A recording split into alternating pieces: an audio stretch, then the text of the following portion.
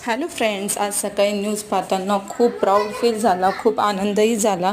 आणि डेली ब्लॉगविषयी तर आपण रोजच बोलतो. आपण म्हटलं ह्यावेळेस आपण आपल्या इंडियाविषयी, इंडियाच्या आर्मीविषयी, इंडिया गव्हर्नमेंटविषयी बोलूया की खूप छान त्यांनी स्ट्राईक केलेलं, एअर स्ट्राईक.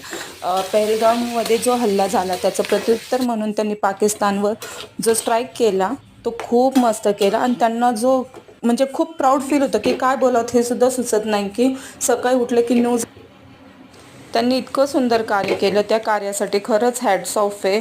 खूप प्राऊड फील करून दिलं सगळ्यांना आणि प्रत्युत्तर दिलं त्याच्याबद्दल सुद्धा खूप खूप छान आणि खूप अभिनंदन इंडिया टीमचे सगळ्यांचेच.